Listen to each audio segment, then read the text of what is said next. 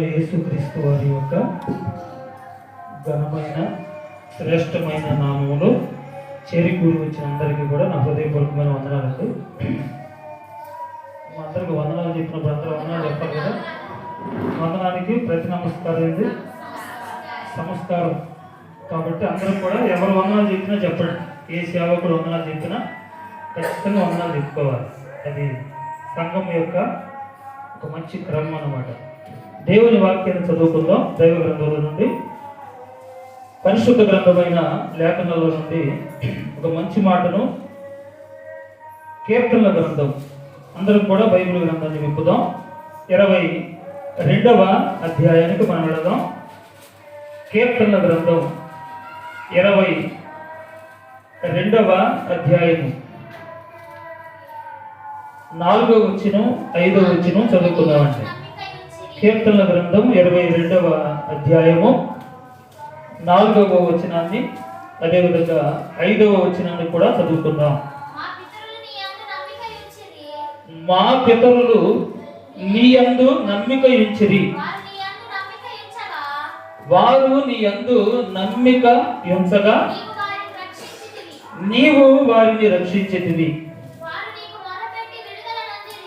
వారు నీకు మొరపెట్టి విడుదల నొందిరి.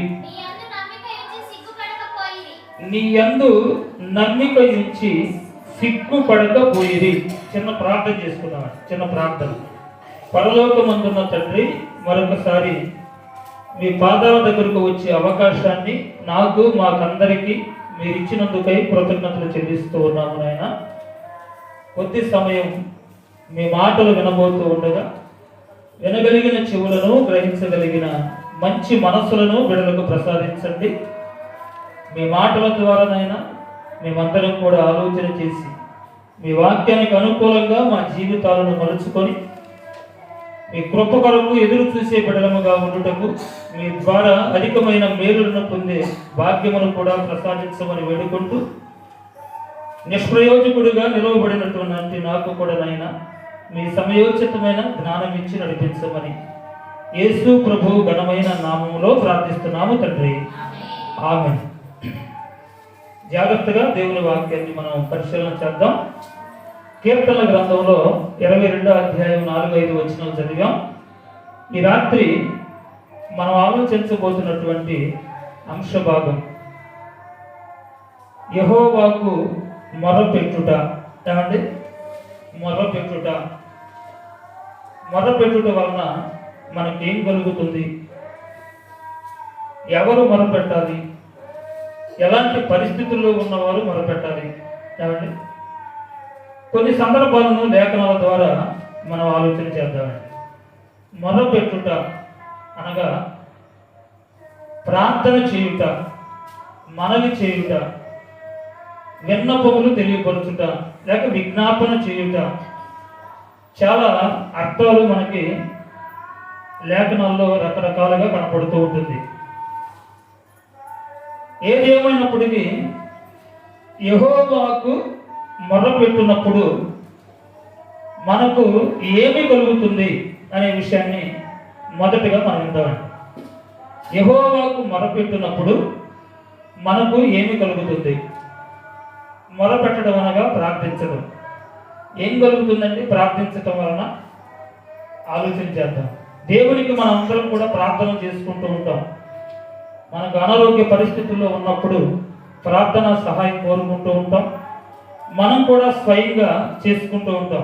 దేవుని సహాయం కొరకు ఖచ్చితంగా సంఘమంతా ప్రార్థన చేస్తారు. అదేవిధంగా మనం కూడా వ్యక్తిగతంగా ప్రార్థన చేసుకుంటాం. తదుపరి దేవుడు సహాయం చేస్తాడు. ఎన్నో సందర్భాల్లో ఎంతో మందికి దేవుడు ప్రార్థన విని సహాయం చేస్తూనే ఉన్నాడు.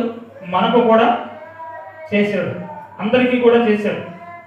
ఏమంటే మనకి ఎన్నో పరిస్థితుల మధ్య దేవుడు మన ప్రార్థనలు విని మంచి ఆరోగ్యాలను దేవుడు మనకి ఇచ్చాడండి. యెహోవాకు మొరపెట్టినప్పుడు మనకు ఏం కలుగుతుందో ఒక మంచి మాటను లేఖనాలు ఇప్పుడు మనం చదివాం కదా, 22వ అధ్యాయంలో ఉంటుందండి. ఏం కలుగుతుందండి? యెహోవాకు ప్రార్థన చేయటం వలన, లేక యెహోవాకు మొరపెట్టుట వలన ఏం కలుగుతుంది? చూడండి ఏం కలుగుతుందో. అదే 22వ కీర్తన 4-5 వచనం చదువుకున్నాం కదా. 5వ వచనంలో ఫస్ట్ లైన్ చూడండి. వారు నీకు మొరపెట్టి విడుదల నొందిరి అంటాడు. మొరపెట్టుట వలన ఏం పొందారట? విడుదల పొందారట. మొరపెట్టినందువలన దేవుడు ఏమిస్తాడు, లేక దేవుని ద్వారా మనకి ఏం కలుగుతుంది అని మనం ఆలోచన చేస్తే, మొరపెట్టే వారందరికీ కూడా విడుదల కలుగుతున్నట్ట. మొరపెట్టిన వారికి ఖచ్చితంగా విడుదలనిచ్చే దేవుడు ఆయన. ఎక్కడి నుండి విడుదల? ఏమంటే జైలుకి వెళ్ళారనుకోండి, ఎవరైనా వారిని ఏమంటారంటే రిలీజ్ అయ్యేటప్పుడు, జైలు నుండి బయటకు వచ్చేటప్పుడు ఏమంటారు వాళ్ళని? జైలు నుండి విడుదల అయ్యారు. అలాగే పాపములో మనం ఉన్నప్పుడు, అపవాది ద్వారా భయంకరమైనటువంటి పాపపు పరిస్థితుల మధ్య మనం ఉన్నప్పుడు మనకు విడుదల అవసరం. పాపము నుండి విడుదలనిచ్చేవాడు మన ప్రభు అయిన యేసుక్రీస్తు వారిని. విడుదల కలగాలి అంటే మనం ఏం చేయాలి అంటే, ఇక్కడ 22వ కీర్తనలో దావీదు గారు చెబుతూ ఉన్నాడు, ప్రార్థన ద్వారా లేక దేవునికి మొరపెట్టుట ద్వారా మనకి ఏం కలుగుతుందట? యెహోవాకు మొరపెట్టినప్పుడు ఏం కలిగిందంటే దావీదు గారికి విడుదల కలిగిందట. వారు నీకు మొరపెట్టినప్పుడు విడుదల నొందిరి అనే మాట మనకు కనపడుతూ ఉందండి. అంటే దేవునికి మనం మొరపెట్టినప్పుడు మనకు కలిగే లాభం, మనకు కలిగేది ఏంటి అని మనం ఆలోచన చేస్తే ఏం కలుగుతుందంటే విడుదల కలుగుతుంది అనే మాటలు మనం లేఖనాల ద్వారా చూస్తూ ఉన్నామండి. విడుదల అనగా ఈ లోకంలో ఎన్నో సమస్యల మధ్య, ఆ సమస్యల నుండి విడుదల, ఎన్నో శ్రమల మధ్య, ఆ శ్రమల నుండి విడుదల, ఎన్నో రోగాల మధ్య మనం ఉంటూ ఉంటాం, ఆ రోగాల నుండి కూడా మనకు విడుదల ఖచ్చితంగా కావాలి. వీటన్నిటికన్నా ప్రమాదకరమైనది పాపం. ఈ పాపం వలన కూడా మనకు విడుదల కావాలి. పాపం వలన కూడా విడుదల కావాలి అంటే మనం ఖచ్చితంగా దేవునికి మొరపెట్టాలండి. ప్రభువు నామమున ప్రార్థన చేయు వారందరూ రక్షింపబడతారు అనే మాటలు లేఖనాల్లో మనకు ఉందండి. విడుదల పొందుతారు. ఆయన నామములో ప్రార్థన చేయటం వలన మనకు విడుదల ఉంది. యెహోవాకు మొరపెట్టినప్పుడు ఆయన మనకు విడుదల కలుగజేస్తాడు అనే విషయాలు లేఖనాల్లో మనకు కనబడుతున్నాయండి. నిజంగా మనం ఏ విషయాల్లో విడుదల కోరుకొని దేవునికి ప్రార్థన చేస్తూ ఉన్నాం, అనారోగ్య పరిస్థితుల్లో ఉండి ఏమంటే ఆరోగ్యం బాగోలేక సతమతమవుతూ ఒకవేళ దేవునికి మొరపెడితే ఆ రోగం బారి నుండి విడుదల కలిగించేవాడు మన దేవుడు అండి. కలిగిస్తాడా లేదా? ఎంతో మంది కలిగించాడండి బైబిల్ చరిత్రలో. ఏమండి మనకు కూడా కలిగించాడండి. మన కుటుంబాల్లో కూడా ఎంతో మందికి, మనందరికీ ఏదో ఒక రోగం మనం అంటుకుంటూ ఉంటే, ఇదేంటంటే మొత్తం ఈ లోకంలో ఉన్నాం కనుక ఖచ్చితంగా భయంకరమైనటువంటి రోగాల మధ్య మనం నివాసం చేస్తూ ఉన్నాం కనుక ఏదో ఒక రోగం మనల్ని ఆవహిస్తూ ఉంటుంది. మనం దేవునికి మొరపెట్టినప్పుడట ఆయన మన మొరవిని మనకు విడుదలను కలిగిస్తాడండి. ఇంకొక మంచి మాటను మనం చూస్తే చూడండి, 22వ అధ్యాయములో 24వ వచనం చదువు. అదే అధ్యాయంలో 24వ వచనం ఏంటంటే, ఎవరికి? బాధపడు వారి బాధను తృణీకరించడటండి ఆయన. మనం బాధపడుతూ ఉన్నప్పుడు ఆ దేవుడు మన వైపు చూస్తూ ఏం చేస్తాడట? ఏ బాధలో ఉన్నా సరే, సాతాను చేత బాధింపబడుతున్నా ఆ బాధలో ఉన్నా, రోగము చేత పీడింపబడుతున్నా ఆ బాధలో ఉన్నా, లేకపోతే కుటుంబ సమస్యల మధ్య బాధపడుతూ ఉన్నా, ఎలాంటి బాధ అయినా కావచ్చండి, దేవునికి అసాధ్యమైనది ఏది కూడా లేదు. ఆయన బాధపడు వారిని బాధను తృణీకరించడట. ఏం చేస్తాడు? దానిని చూచి ఆయన అసహ్యపడడం లేదు. మనకు వచ్చిన బాధను చూసి ఆయన అసహ్యపడేవాడు కాదు, తృణీకరించేవాడు కాదు. అతనికి తన ముఖమును దాచలేదు. వాడు ఆయనకు మొర్ర పెట్టగా ఆయన ఆలకించెను. ఎవరు మొరపెట్టగా? చెప్పండి. ఇప్పుడు బాధపడువారు, అదే బాధపడువారు మొరపెట్టగా ఆ బాధ నుండి విడుదల కలిగించడానికి మన ప్రార్థన దేవుడు వింటాడు. మనకు బాధ వచ్చిందండి, ఆ బాధ ఇప్పుడు ఎవరికి తెలియజేయాలి? ఎవరికి తెలియజేస్తే మనకున్న బాధ పోతుంది? దేవునికి తెలియజేయాలి. అది ప్రార్థన ద్వారా దేవునికి తెలియజేసినప్పుడు దేవుడు మన మొర ఆలకించి ఆ బాధ నుండి విడుదల కలిగిస్తాడంటే ఆలోచన చేద్దాం. దేవునికి మొదలుపెట్టినప్పుడు మనకు విడుదల కలిగిస్తాడు. ఏ విషయంలో కలిగిస్తాడంటే బాధపడేటప్పుడు మనం ప్రార్థన చేస్తే మన బాధల నుండి ఆయన ఖచ్చితంగా విముక్తి కలిగిస్తాడనే విషయాలు మనకు అర్థమవుతుంది. యెహోవాకు మొదలుపెట్టినప్పుడు ఆయన ఏమేమి ఇస్తాడండి? ఇంకా జాగ్రత్తగా మరొక మాట చూద్దాం. చూడండి, అదే కీర్తనల గ్రంథం 17వ అధ్యాయం చూడమ్మా. కొంచెం వెనక్కి వెళ్దాం, పక్క పేజీలో 2 పేజీలు వెనక్కి తిరగండి. 17వ అధ్యాయం 6వ వచనం చదువుదాం.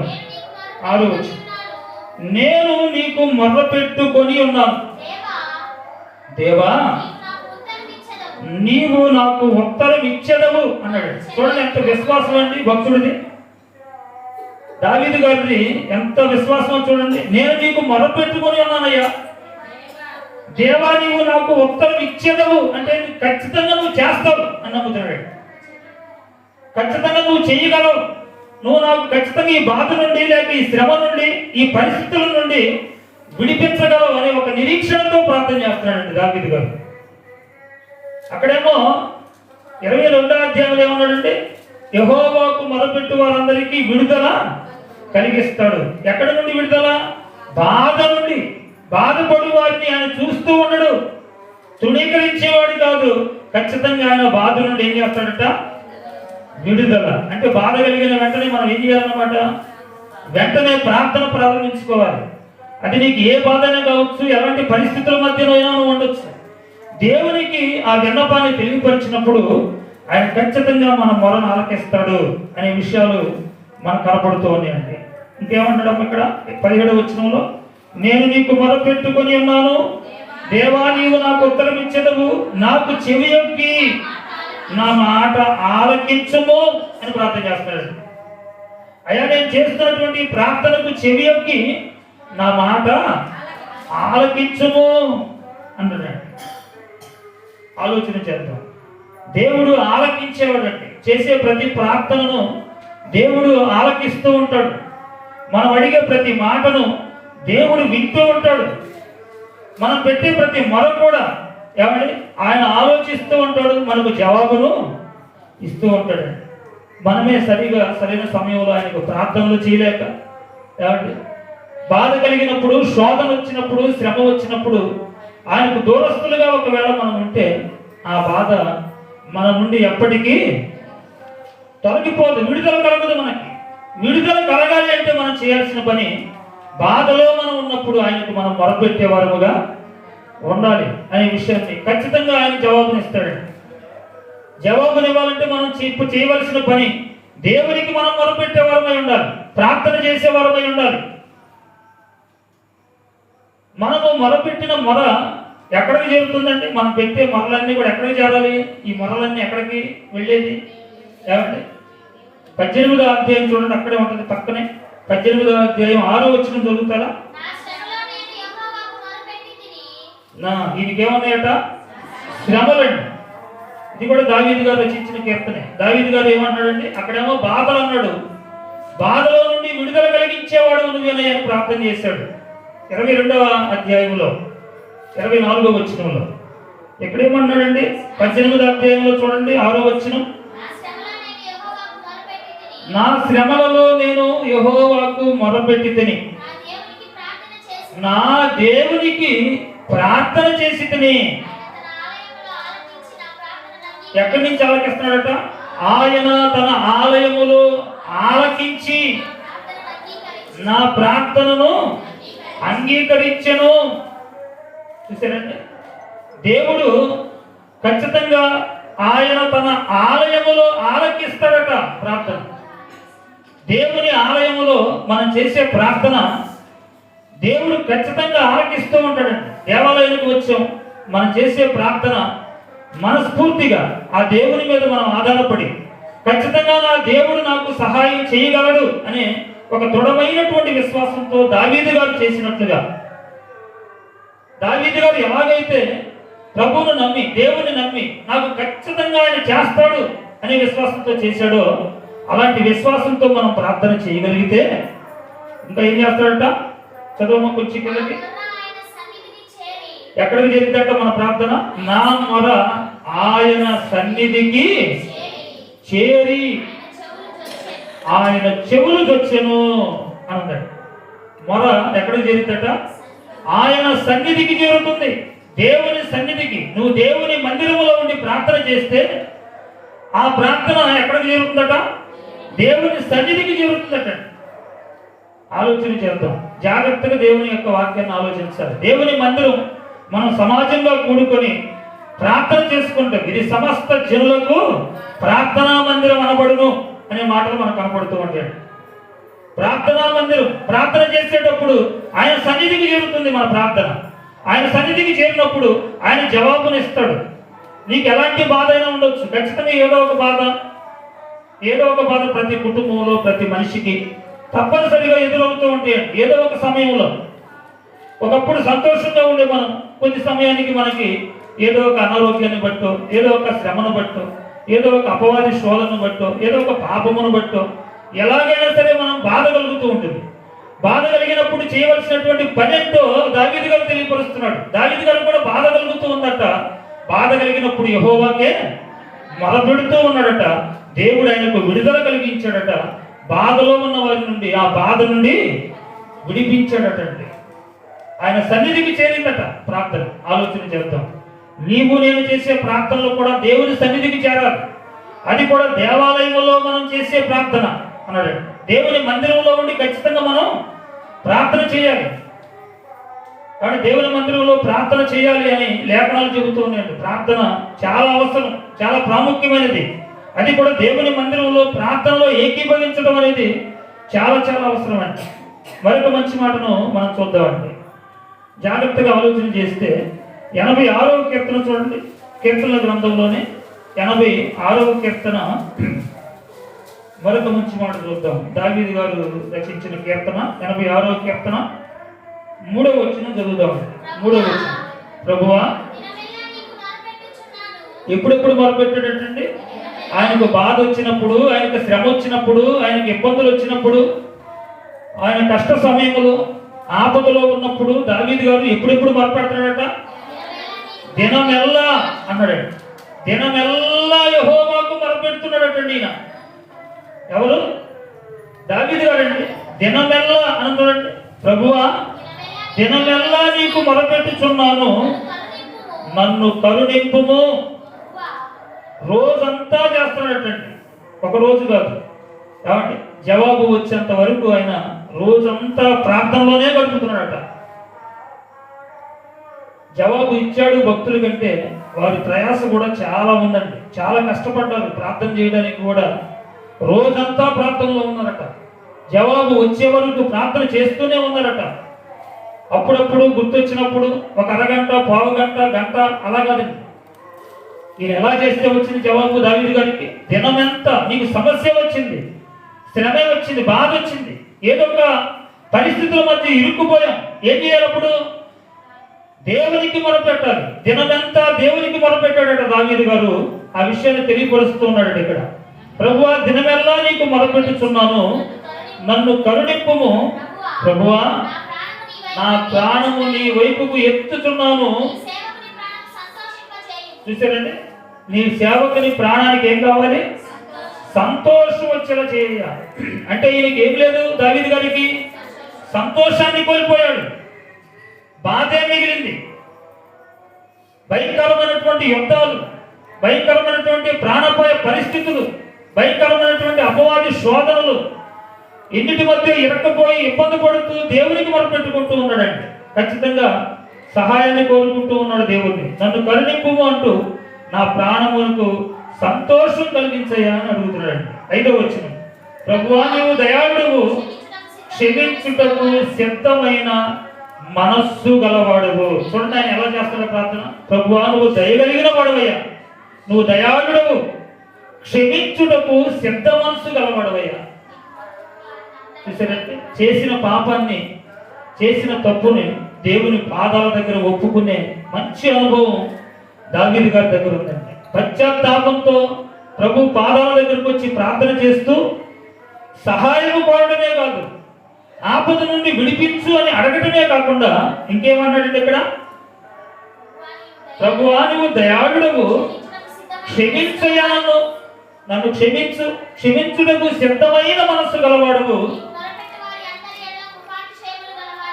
అందరికా చూడండి, నీకు ఎవరైతే మొరపెడతారో మొరపెట్టు వారందరి ఎడల కృపా అతిశయము, ఏమండి, కృపాతిశయము గలవాడవు. యెహోవా నా ప్రార్థనకు చెవియొగ్గుము, నా మనవుల ధ్వని ఆలకింపుము, నాకు ఉత్తరమిచ్చువాడవు గనుక నా ఆపత్కాలమందు నేను నీకేం చేస్తాను, మొరపెట్టుదును. ఆపదలు వచ్చినప్పుడు, శ్రమలు వచ్చినప్పుడు, బాధలు వచ్చినప్పుడు, ఇబ్బందులు వచ్చినప్పుడు భక్తులు చేస్తున్న పని ఏంటో చూడండి. మనకు శ్రమే వచ్చినప్పుడు, బాధే వచ్చినప్పుడు, కష్టమే కలిగినప్పుడు ఏం చేయాలో నేర్పిస్తున్నాడండి దావీదు గారు. దేవునికి మొరపెడుతూ ఉన్నాడట, అది కూడా దినమెల్లా మొరపెడుతున్నాడట. జాగ్రత్తగా వాక్యాన్ని మనం పరిశీలన చేద్దాం. అదే 86వ కీర్తనలో మొదటి వచ్చిన చదువుమా.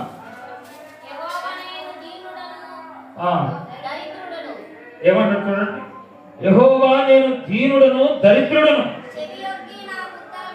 చూసారంటే ప్రార్థనలో చూడండి ఏం మాట్లాడుతున్నాడు. దావీదు గారి స్థితి తెలుసు కదండి మనందరికీ. ఆయన రాజండి, ఆయన మహా చక్రవర్తి, మహా ధనవంతుడు. దావీదు గారు ప్రార్థనలో ఎలా అంటున్నాడు దేవుని దగ్గర, నేను దీనుడినయ్యా, దరిద్రుడను నేను అన్నాడు. ఎంతగానో తను తాను తగ్గించుకుంటున్నాడు, తన పాపాన్ని క్షమించమని దేవుణ్ణి అడుగుతూ ఉన్నాడు. అంతేకాదు ఆయనకున్న సమస్యను దేవునికి తెలియపరుస్తూ ఉన్నాడు, దేవునిని బ్రతిమలాడుకుంటూ ఉన్నాడండి. యెహోవా నేను దీనుడను దరిద్రుడను, చెవియొగ్గి నాకు ఉత్తరమిమ్ము అన్నాడు. నేను నీ భక్తుడను, నా ప్రాణము కాపాడుము. ప్రాణానికి ఏమండి, ప్రాణ భయముతో ప్రాణం పోయేలా ఉంది, ప్రాణం తీసేలా ఉన్నారు. ప్రాణ భయముతో ప్రార్థన చేస్తూ ఉన్నాడు. ప్రాణాన్ని కాపాడేవాడు నువ్వే. చూసారంటే దేవుడు ప్రాణాన్ని కాపాడేవాడు. దేవుడు ఖచ్చితంగా ప్రాణాన్ని కాపాడతాడండి. దావీదు గారి ప్రాణాన్ని కాపాడాడు. భక్తులుగా ఉన్నటువంటి యోబు గారి ప్రాణాన్ని కాపాడాడు లేదా? యోబు గారి ప్రాణాన్ని కాపాడాడు. హిజ్కియా గారి ప్రార్థన ఆయన ప్రాణాన్ని కూడా కాపాడాడు.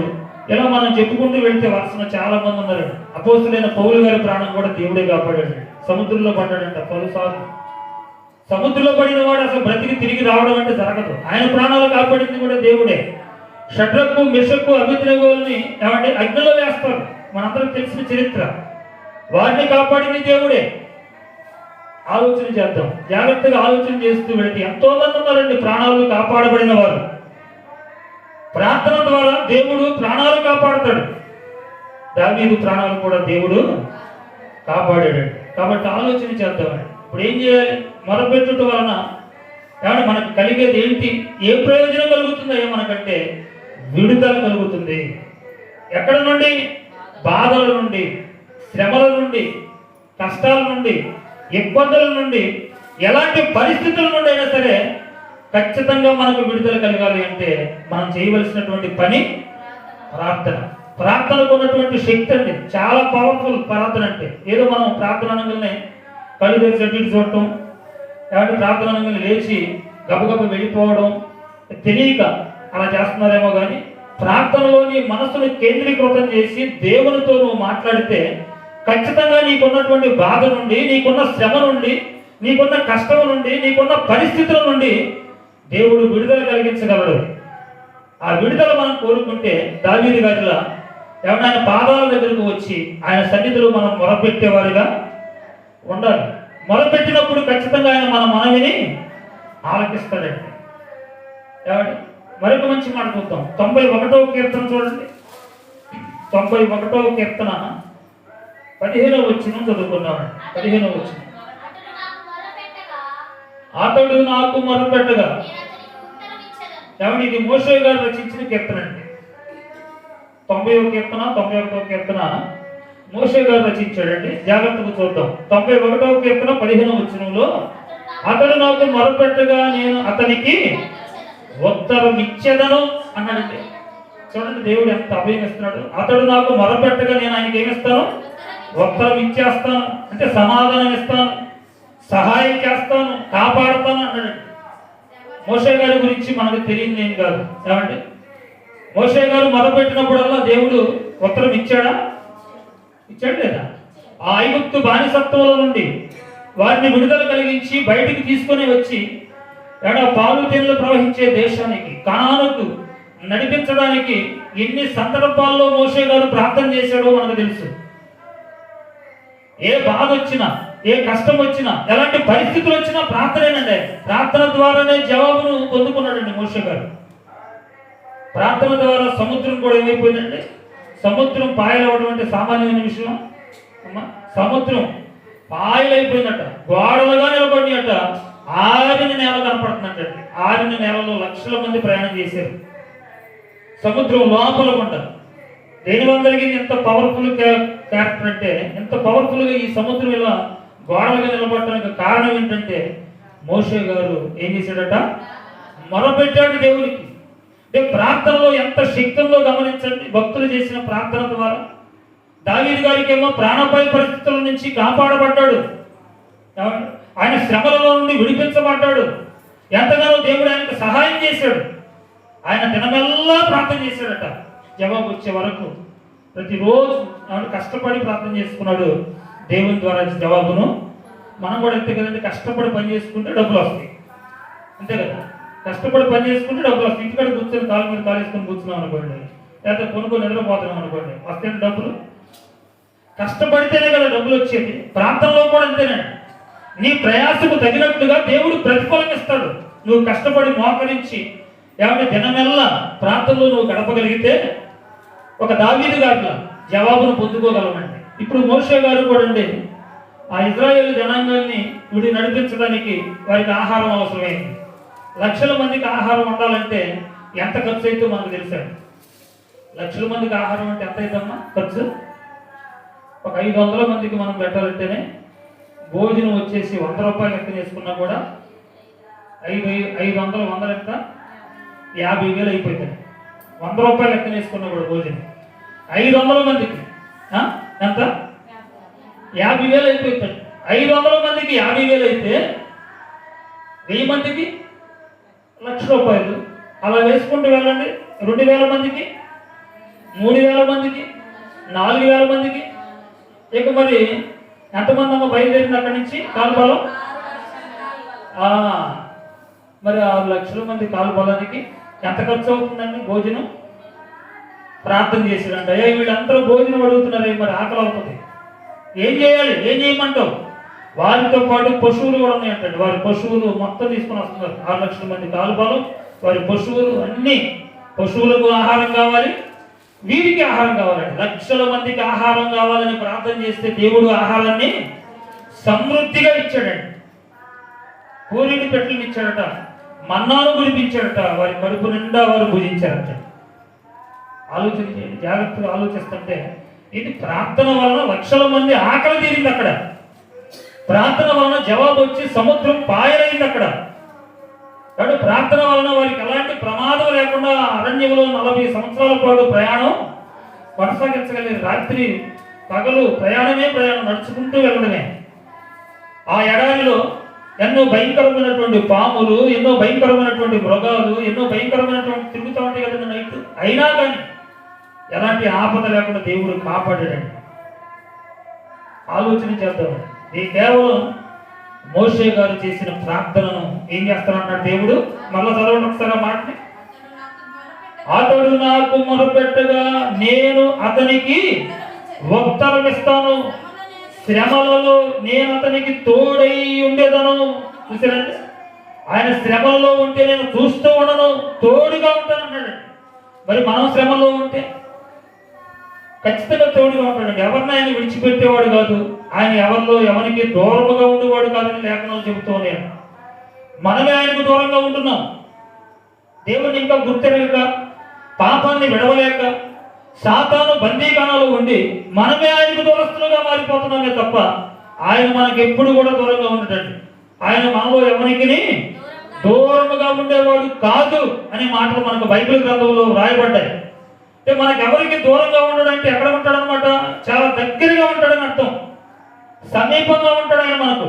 కాబట్టి ఆలోచిద్దామంటే మన దగ్గరే ఉండి మనకు సహాయం చేయడానికి ఎల్ల వేళలా మన వైపే, ఆయన చెవి యొక్కి ఆయన చూపు అంతా నీ వైపు నా వైపు మన వైపే. కేవలం తన పిల్లలమన్న ఏమండి ఆ ఆలోచనతో మరి మనం దేవుణ్ణి ఏ ఉద్దేశంతో మనం ప్రార్థన చేస్తున్నాం, ఎలాంటి ఆలోచనలతో మనం ఉన్నాం, ఆయన ద్వారా జవాబును పొందుకోవాలి కదా. మనం కూడా దావీదు గారిలా మోషే గారిలా ఆలోచన చేద్దామండి.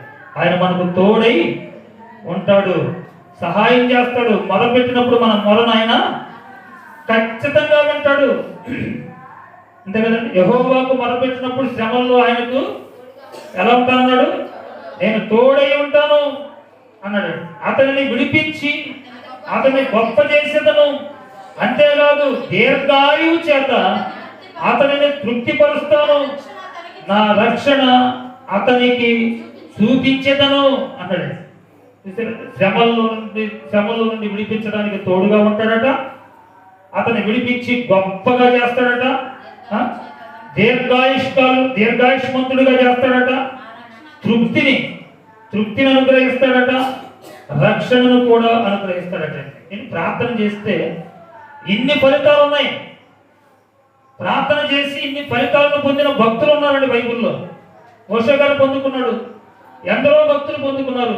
మనము కూడా పొందుకోవాలనే ఉద్దేశంతోనే దేవుడు మన చేతికి కూడా గ్రంథాన్ని ఇచ్చాడు, మనకు కూడా ఇస్తాడు ఖచ్చితంగా.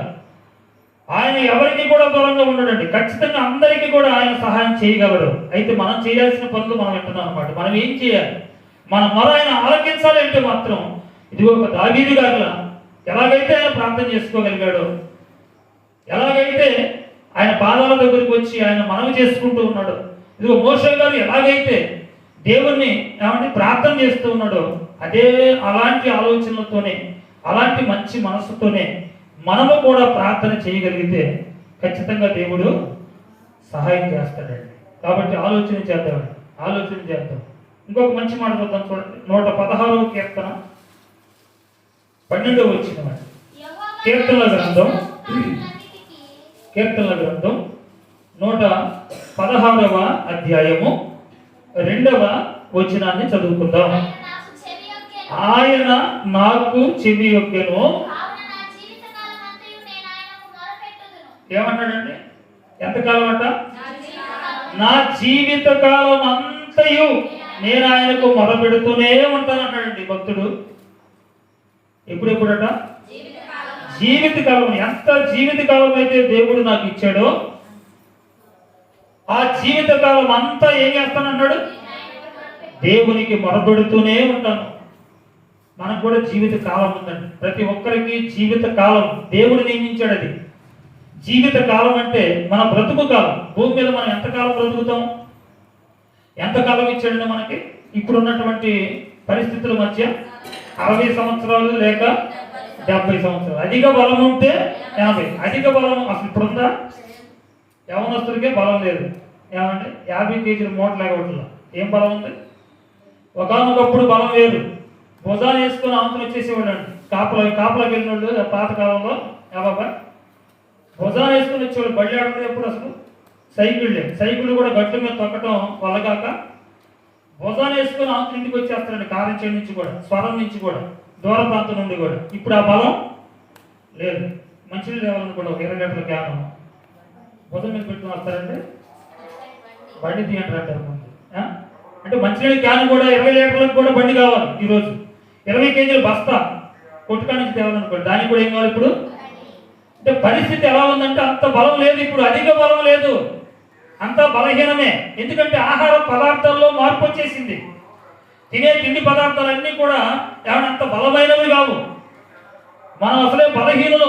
ఏమంటే ఈ బలహీన దశలో 60-70 సంవత్సరాలు బ్రతుకుతామనే గ్యారెంటీలు కూడా ఏం లేవు. బ్రతుకుతున్నారంటే మన కళ్ళ ముందు 60-70 సంవత్సరాలు ఎవరైనా 80 సంవత్సరాలు బ్రతికే వాళ్ళు కూడా చాలా తక్కువగా ఉన్నారండి. ఎక్కడో పాతకాలంలో ఉన్నవాళ్ళు పెద్దవాళ్ళు తప్పితే ఇప్పుడున్న ట్రెండ్లో యవనస్తులుగా ఉన్నప్పుడే రకరకాల రోగాలు యవనస్తులకి. కాబట్టి కొంచెం 50 సంవత్సరాలు 40 సంవత్సరాలు దాటిన వెంటనే అన్ని రోగాలు ఆటోమేటిక్గా ఎంటర్ అయిపోతున్నాయి. షుగర్లని, బీపీలని, రకరకాల కొత్త కొత్త రోగాలన్నీ ఎంటర్ అయిపోతున్నాయి. ఎంతో భయంకరమైనటువంటి దినాల్లో మనం ఉన్నామండి. పరిస్థితులు ఏం బాగోలేవు. ఏమంటే 60 సంవత్సరాలు లేక 70 సంవత్సరాలు అధిక బలం ఉంటే 80 అని బైబిల్ గ్రంథం చెబుతూ ఉంది. అధిక బలం ఉంటే 80 సంవత్సరాలు బ్రతకొచ్చండి. మనకు దేవుడిచ్చిన జీవిత కాలం అదే కదా.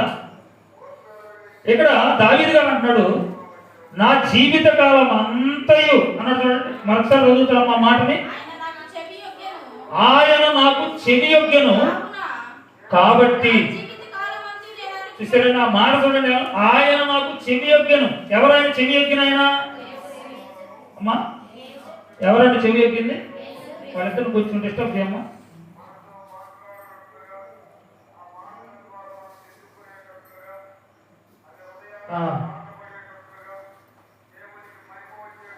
ఆయన నాకు చెవియొగ్గెను. చెవియొగ్గెను. ఆయన నాకు చెవియొగ్గెను కావున నా జీవిత కాలం. జాగ్రత్తగా ఆలోచించాలి. ఆయన నాకు చెవియొగ్గెను అంటే దేవుడు నా ప్రార్థన విన్నాడు కాబట్టి నేనేం చేస్తాను? జీవిత కాలం అంతా. చూడండి ఎలాంటి నిర్ణయం తీసుకున్నాడు. అంటే మన ప్రార్థన చెవియొగ్గాడు కదండి దేవుడు. చాలా సందర్భాల్లో వింటున్నాడు మన ప్రార్థన కూడా. మన కుటుంబాల్లో కూడా మనకు కూడా ఎన్నో సహాయం దేవుడు చేస్తూనే ఉన్నాడు. మనం పుట్టిన దగ్గర నుండి ఇప్పటి వరకు చేస్తూనే ఉన్నాడు. మనం చనిపోయే వరకు ఆయన చేయాల్సిన కార్యాలు ఆయన చేస్తూనే ఉన్నాడు. మరి మనం ఆయనకి మన ప్రార్థన ఆయన చెవియెక్కినప్పుడు మనం ఏం నిర్ణయం తీసుకోవాలి? మరి దావీదు గారు తీసుకున్నాడు కదా, నా ప్రార్థన ఆయన చెవియెక్కినందుకు నా జీవిత కాలం అంతయు నేను ఆయనకు మొరపెట్టుకుంటూ ఉంటాను అన్నాడు. జీవితకాలం అంతా దేవునికే. చూసారా, జీవితకాలం అంతా దేవునికే మొరపెట్టుకోవాలనే మంచి నిర్ణయానికి దావీదు గారు వచ్చేసాడు. ఏదో ఒక మధ్యాహ్నం పూటో, లేకపోతే ఒక సాయంత్రం పూటో, లేదా ఒక గంట, ఒక 2 గంటలో, లేదా ఒక అరగంట, ఒక పావు గంట అంటలేదండి. ఇక్కడ ఎంతకాలం అంటాడంటే మొరపెడుతూ జీవితకాలం అంతా. చూసారండి ఎంత మంచి అనుభవం. చూడండి దావీదు గారికి ఉన్న అనుభవం. జీవితకాలం అంతయు నేను నీకు లోబడి ఉంటానయ్యా, నీకు మొరపెట్టుకుంటాను నువ్వు చేసినటువంటి గొప్ప కార్యాలకు, నువ్వు నా పట్ల చేసినటువంటి అద్భుత కార్యాలకు నా మొర నువ్వు చెవియొగ్గావు కనుక అన్నాడు. మన మొరలో కూడా దేవుడు ఖచ్చితంగా వింటున్నాడు, మనకు కూడా జవాబులు ఇస్తున్నాడు. కాబట్టి మనం మన జీవితకాలం అంతా దేవునికి ఏం చేయాలి? ప్రార్థన చేస్తూనే ఉండాలండి, మొరపెట్టుకుంటూనే ఉండాలి. ఆలోచన చేద్దాం. మరొక మంచి మాటను చూద్దాం. చూడండి బైబిల్లో నుంచి 116వ కీర్తన 4వ వచనం చదువమ్మా. 4వ వచనం, అదే అధ్యాయం 4వ వచనం. అప్పుడు యెహోవా ఏం చేయాలంటే దయచేసి నా ప్రాణమును విడిపింపుమని యెహోవా నామమును బట్టి నేను మొరపెట్టి తిని అన్నాడు. దేన్ని విడిపించమని? యెహోవా నామమును బట్టి నేను మొరపెడుతున్నాను అన్నాడు. దయచేసి నా ప్రాణమును విడిపించయ్యా, దయచేసి నా ప్రాణమును విడిపించు. దయచేసి అనే మాట చూడండి ఎలా ఉందో. దయచేసి అని ఎప్పుడు అంటాం మనం? బ్రతిమలాడుకుంటాం అనమాట. బ్రతిమలాడుకోవడం ఉంటుంది. దయచేసి అంటే బ్రతిమలాడుకుంటున్నాడు దావీదు గారు. ఒక రాజు, ఒక చక్రవర్తి, ఎంతో మంది పనివారు, ఎంతో మంది సైన్యం, ఎంతో బలాఢ్యుడు, ఏమండి అన్నీ ఉన్నవాడు దేవునికి మొరపెట్టే విధానం చూడండి ఎలా ఉందో. అయ్యా నేను నిన్ను బ్రతిమలాడుకొనుచున్నాను, ఏం చేయమన్నాడు? దయచేసి నా మొరను, నా ప్రాణమును విడిపించయ్యా. దయచేసి నా మొర విని నా ప్రాణమును విడిపించయ్యా. చూడండి జాగ్రత్తగా ఆలోచన చేద్దాం. జాగ్రత్తగా దేవుని వాక్యాన్ని ఆలోచన చేస్తుంటే బ్రతిమలాడి ప్రార్థన చేస్తూ ఉన్నాడు దావీదు గారు. దేవుడు కూడా అలాగే విన్నాడండి. దేవుడు కూడా విన్నాడు. చూడండి ఒక మంచి మాట చూద్దాం. చూడండి యెహోవాకు ఎలా మొరపెట్టాలి, మనం ఎలా మొరపెట్టాలో చూద్దాం. చూడండి ఒక మాట. దావీదు గారు అలా మొరపెట్టాడు కదా, మరి మనం ఎలా మొరపెట్టాలి? దావీదు గారు అయితే అలా మొరపెట్టాడు, దయచేసి నా మొర వినయ్యా. రోజంతా మొరపెడుతూ ఉన్నాడట. ప్రాణమును కాపాడమని మొరపెట్టుకున్నాడంట, బ్రతిమలాడుకుంటాడు. మరి మనం ఎలా మొరపెట్టాలంటే 142వ కీర్తన, కీర్తన గ్రంథంలోనే 142వ కీర్తన 2వ వచనాన్ని చదువుతామండి. 2వ వచనం ఎలాగట? బహు వినయముగా ఆయన సన్నిధిని నేను మొర్రపెట్టుచున్నాను, నాకు కలిగిన బాధ ఆయన సన్నిధిని తెలియజెప్పుకొనుచున్నాను. ఎవరికి తెలియజెప్పాలి? మనకు బాధ కలిగింది అనుకోండి, మనం ఎవరికి తెలియజెప్తాం చెప్పండి. ముందుగా మనకు బాధే కలిగింది అనుకోండి, ఒకవేళ ముందుగా మనం ఎవరికి తెలియజెబుతాం? దేవునికేనా? నిజంగా ప్రార్థనలో దేవునికి ఎప్పుడు లాస్ట్ అంత టైం అంతా దాటిపోయి ఛాన్స్ ఇక లేదు, ఇక ఆయనే నాకు దిక్కు అన్నప్పుడు ఆయన దగ్గరికి వస్తాం. ముందు ఎవరికి తెలియపరుస్తున్నాం మన బాధని? చూడండి, దావీదు గారికి బాధ రంగంట బహు వినయముగా ఉందండి. బహు వినయముగా, వినయములో కూడా బహు వినయముగా. ఏమంటే మనం ఎలా మొదలుపెట్టాలి దేవుని కంటే? బహు వినయముగా మొదలుపెట్టాలండి. రాజులు చక్రవర్తులే బహు వినయముగా దేవుని పాదాల దగ్గర మొరపెట్టుకుంటున్నారు, బ్రతిమలాడుకుంటున్నారు, దయచేసి అన్నారండి. మనం కూడా అలాగే ప్రార్థన చేసేటప్పుడు అలాగే చేయాలి. ఖచ్చితంగా రిక్వెస్ట్ చేసినట్టు ఉండాలి దేవునికి. ఆర్డర్ వేసినట్టుగా అసలు ఉండకూడదు. ఆర్డర్ వేయటం వేరు, రిక్వెస్ట్ చేయటం వేరు కదా. ఆర్డర్ వేయటం అంటే ఏంటి? అయ్యా ఆమెకు ఆరోగ్యం బాగలేదు, ఆమెకు ఆరోగ్యమి, ఆయనకు ఆరోగ్యం బాగలేదు, ఆయనకు ఆరోగ్యమి, అంతే కదండి. పలానా పరిస్థితులు బాగలేదు, దానికి కావాలి. రిక్వెస్ట్ కంటే బ్రతిమలాడుకుంటాం. చూసారా, మనం కొన్ని విషయాల్లో బ్రతిమలాడుతూ ఉంటామండి. ఎలాగైతే మనం బ్రతిమలాడుకుంటామో అలా దేవుణ్ణి మనం దయచేసి నా మనవి ఆలకించని ఎలాగైతే దావీదు గారు మొరపెట్టాడో అలాగను మనం మొరపెట్టాలండి. దేవునికి మనం బ్రతిమలాడుకోవాలి, బహు వినయముగా ప్రార్థన చేయాలి అనే మాటలు మనకు కనపడుతూ ఉన్నాయండి. బహు వినయముగా ఆయన సన్నిధిని నేను మొర్రపెట్టుచున్నాను, నాకు కలిగిన బాధ ఆయన సన్నిధిలో తెలియజెప్పుకుంటున్నాను అన్నాడు. నాకు కలిగిన బాధ ఆయన సన్నిధిలో ఏం చేస్తున్నాడు? తెలియజెప్పుకొనుచున్నాను. ఎవరికి బాధ కలగడం సహజమే, తెలియజెప్పడం అనే దాంట్లోనే తేడా ఉంది. బాధ కామన్, అందరికీ బాధలు ఉంటాయి. ఏదో ఒక బాధ మనకే ఉంది. నీ బాధ నీకు తెలుసు, నా బాధ నాకు తెలుసు. ఏమంటే మన బాధలు ఎవరికి ఉండే బాధలు అనుకుంటే ఈ బాధలు ఎవరికి తెలియజెప్తే పోతుంది? ఈ బాధ పోవాలి. ఈ బాధ పోవాలంటే ఏం చేయాలో చెబుతున్నాడు అనమాట దేవుడు. బహు వినయముగా దేవునికి మొరపెడితే పోయింది అనమాట. బహు వినయముగా ఆయన పాదాల దగ్గరికి వచ్చి నువ్వేనయ్యా నాకు సహాయం చేయాలని దినమంతా, ఏమంటే ఒకరోజు చేసి ఆపేయకుండా అతను జీవితకాలం అంతా అన్నాడు కదా, జీవితకాలం అంతా జవాబు వచ్చే వరకు వదిలిపెట్టకుండా దేవునికి ప్రార్థన చేయాలి. జవాబు కొంతమందికి స్పీడ్గా స్పాట్లో వచ్చిందండి. భక్తులకి ప్రార్థన చేసిన వెంటనే యెహోషువ గారు ప్రార్థన చేశాడు కదండి. ఎన్ని రోజులకు వచ్చింది జవాబు? యెహోషువ ప్రార్థన చేస్తే వెంటనే వచ్చేసినట్టు. ప్రార్థన చేసిన వెంటనే సూర్యుడు ఆగిపోయాడు, చంద్రుడు ఆపేశాడు దేవుడు. ఏలియా ప్రార్థన చేశాడండి, జవాబు వెంటనే వచ్చిందా రాదా? వెంటనే వర్షం ఆగిపోయింది. ఏమండి, ప్రార్థన చేసిన వెంటనే జవాబు వచ్చిన భక్తులు ఉన్నారు. ప్రార్థన చేసిన తర్వాత చాలా తర్వాత జవాబు వచ్చిన వాళ్ళు కూడా ఉన్నారండి. జవాబు ఇచ్చేది ఆయన. ఆయన లేటుగా ఇస్తాడో స్పాట్లో చేస్తాడనేది ఆయన కార్యం. అది మనం చేయాల్సిన పని ఏంటంటే బహు వినయముగా ఆయనకు మొరపెట్టాలి. అది కూడా జీవితకాలం అంతా మొరపెడుతూనే ఉండాలి. జీవితాంతం ఆయనకు మొరపెడుతూనే ఉండాలండి. ఖచ్చితంగా జవాబు మాత్రం ఖాయం. దేవుడు ఇస్తాడండి జవాబు. ఆలోచన చేద్దామండి. జాగ్రత్తగా మనం ఆలోచన చేద్దామండి. ఇంకా ఏం ప్రార్థన చేయాలి మన ప్రార్థనలో? 141వ కీర్తన చూడండి, 1వ వచ్చిన చదువు. 141:1 యెహోవా నేను నీకు మొరపెట్టుచున్నాను. ఎలా రమ్మన్నాడండి? ఇప్పుడు ఏం కోరుకున్నాడు? ఈ కోరిక ఏంటంటే దావీదు గారి కోరిక. ఇప్పుడు 141లో నాకేమో బాధలో ఉన్నాడట. అయ్యా నాకు బాధగా ఉంది, బాధ నుంచి నన్ను విడిపించమని బహు వినయముగా ప్రార్థన చేసుకున్నాడట. అంతకుముందు మనం చదివిన మాటల్లో ప్రాణాపాయ పరిస్థితిలో ఉన్నాడట, ప్రాణము రక్షించుము అని ప్రార్థన చేశాడు.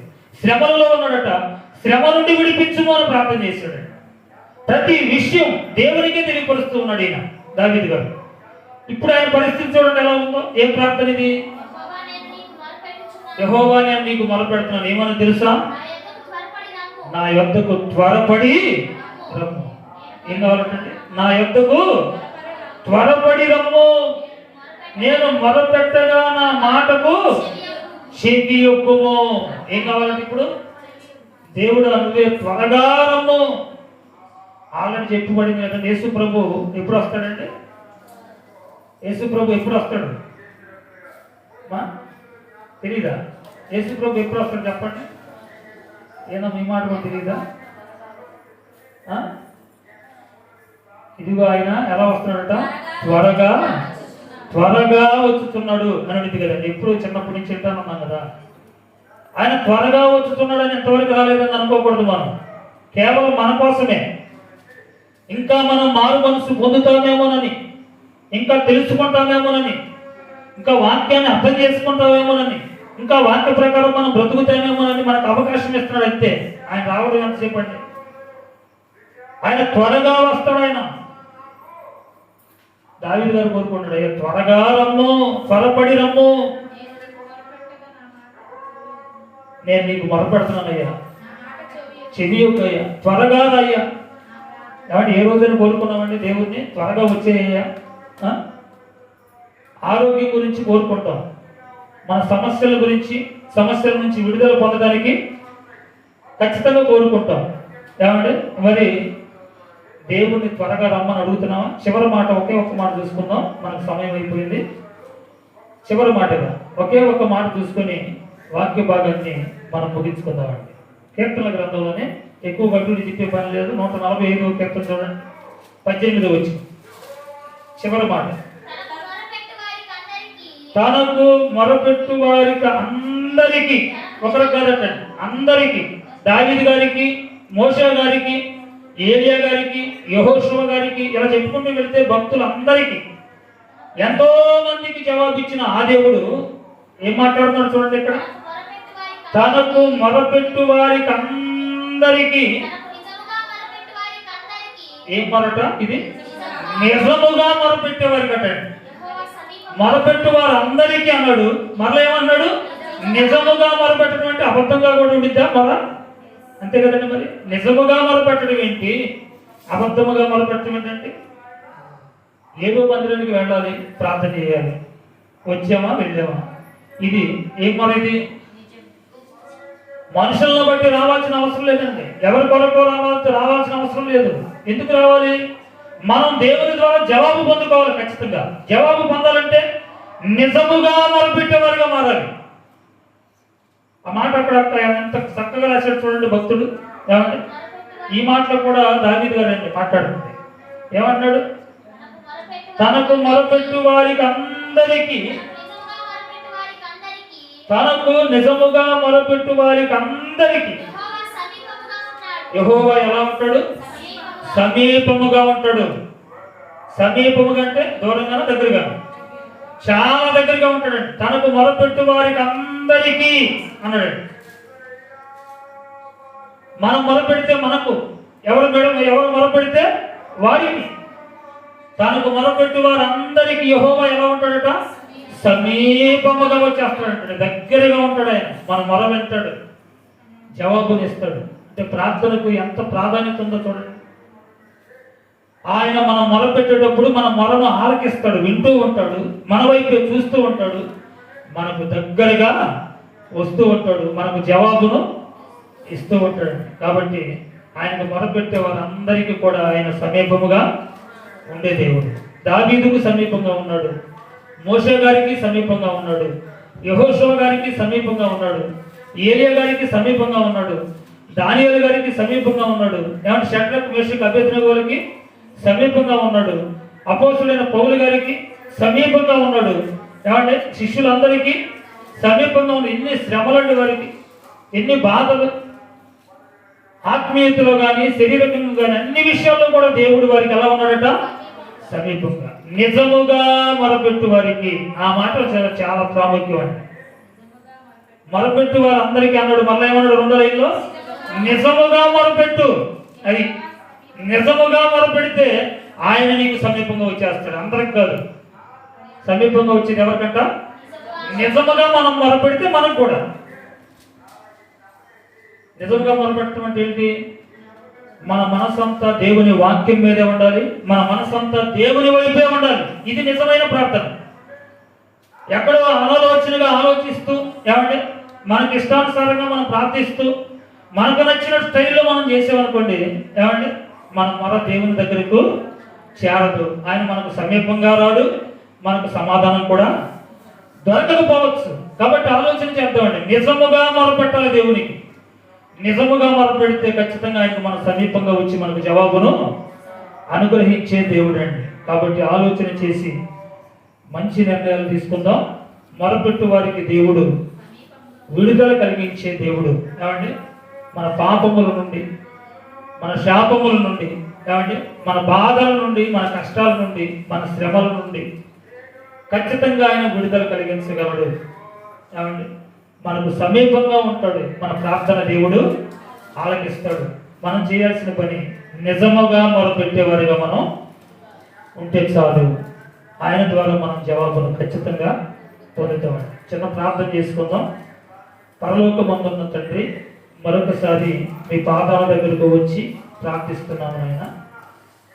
ఇప్పటి వరకు మీరెంతగానో తోడుగా ఉండి మీ సహాయం అనుగ్రహించినందులకై కృతజ్ఞతాస్తుతులు చెల్లిస్తూ ఉన్నాం. మీ మాటలు విన్న మీ బిడ్డలను మీ ఆధీనంలో ఉంచుకోనండి.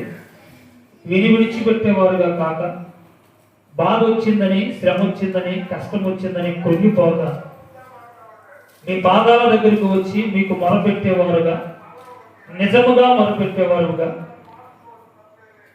మీ ద్వారా జవాబును పొందుకునే బిడ్డలుగా ఆయన ఉండుటకు మీ సహాయం అనుగ్రహించండి. అపవాదికి, అల్లరికి, పాపానికి అవకాశం ఇవ్వక సత్యాన్ని వెంబడిస్తూ సత్య ప్రకారంగా బ్రతికే మంచి మనసులను దయచేయమని వేడుకుంటూ ఉన్నాం. జరగబోతున్నటువంటి ప్రార్థన కూడిక అంతటిలో కూడా మీ కృప చూపండి. మీ నామానికి మహిమకరంగా కార్యక్రమాన్ని జరిగించండి. ఎప్పటి వరకు మీ సహాయం అందించినందులకై మరొకసారి కృతజ్ఞతాస్తుతులు చెల్లిస్తూ యేసు పరిశుద్ధ నామములో ప్రార్థిస్తున్నాము తండ్రి. ఆమేన్.